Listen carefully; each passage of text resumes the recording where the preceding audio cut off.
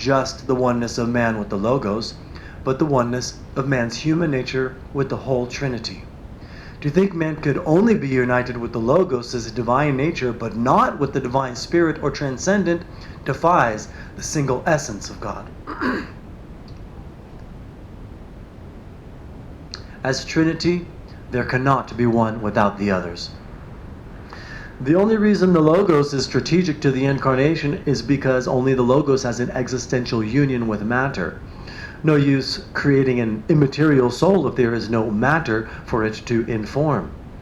Also, because the Spirit and Transcendent have no existential connection to creation, they could never have been incarnated. It is only through the Logos anything created can be embodied. Only through the Logos that there can be an eternal body, and thus an eternal human nature. Confronted with the mystery of the Annunciation or Incarnation, Theodore of Mopsuestia, 350 to 428, had no problem understanding it. He said, quote, "Everyone acknowledged this truth. Logos' oneness with all creation, already one with Mary. Holy Spirit's presence in all, already present in Mary. All are in the Father, because God has no outside." Since the Logos was already present in Mary, at the Annunciation it was by the power of the Holy Spirit, it was by the power of the Most High, the Spirit created a human soul to inform the body fashioned by the Logos. Thus it was the Logos already present in Mary that became the flesh of this human soul. Obviously, the Incarnation was more than a body's existential union with God, Logos, even more than a mystical union, theosis, of the soul with God, Holy Spirit.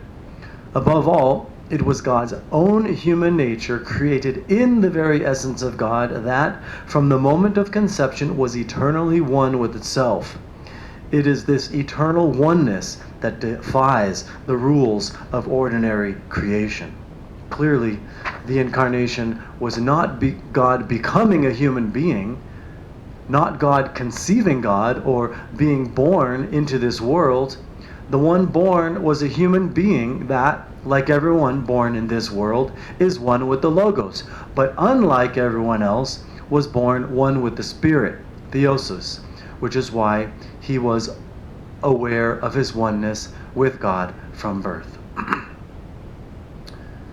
There is something... So when she talks about God's own human nature, she uses that word own. And one time someone asked her, what happens if you take away that word own? And she didn't want to do it because of the sense of possession or belonging. With the birth of consciousness, one begins to believe that one belongs to oneself.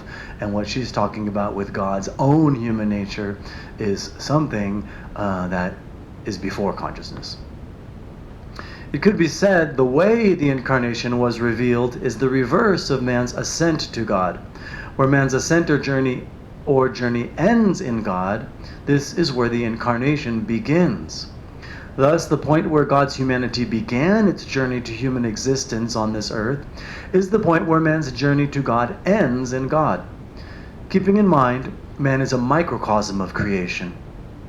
We can see how Christ is the Alpha and Omega of man's eternal oneness with God,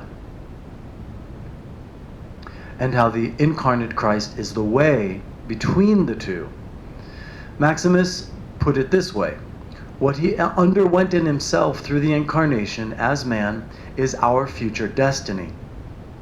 Thus we ascend not only as the earthly Christ ascended, but ascend in the reverse of the eternal Christ's descent. If rightly understood, the Incarnation is the most momentous event in human history. The eternal union of two disparate natures cost God nothing. It was solely an act of divine goodness. If there was a problem, however, it was how to reveal this truth to mankind for all time. Those already one with God in heaven knew it, but what about those on earth who did not know it? As already said, no one can see man's common essence or see its oneness with God. This union is not some individual thing or a being one can point to. This is why, to reveal this truth to those on earth, required God's own human nature to become one of the multiple here on earth, one individual indistinguishable from others, yet one that would forever be known as a unique human person. To understand why this involved what Paul called a kenosis, or emptying, is because from the moment of its conception in God, man's common human nature participated in God's divine nature, God's knowing and glory. For God's universal human nature to become a single earth-bound human being necessitated a kenosis, or forfeiture, or coming out of life in God to life in this world. This kenosis, then, was on the part of God's own universal human nature, a forfeiture of its glorious life in God in order to become its own individual person on this earth. The next chapter is called Kenosis. But before going on to consider Paul's understanding of kenosis, we might go back over the Father's understanding of the Incarnation as God uniting itself to man's universal human nature, universal man. Yet a nature that appeared was seen in one individual, Cyril. There is no greater philosophical question than how to get from a universal to the particular, or to the individual. There is not a philosophy in the world for which this is not its key problem. Everybody, of course, having their different theories or paradigms. Of all man's religions, none, however, so depends on the answer to this philosophical conundrum than Christianity. It is the difference between Christ as just one individual human being or Christ as universal man. All mankind eternally united to God. As we know, the proverbial Christian party line presents the individual man Jesus as the one and only Christ, one individual human being. This, of course, not only skips the whole philosophical and theological problem, but promotes a naive, if not false, understanding of Christ. The only theologian who actually took on this problem was the great Franciscan theologian, Blessed Duns Scotus, 1266-1308, footnote 5.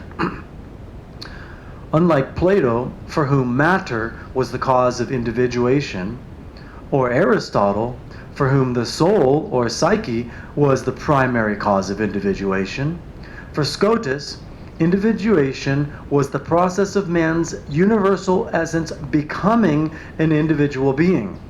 Thus, neither body or soul accounts for an individual human being. Rather, it is the essence of man, whatever God knows it to be, that becomes an individual human being.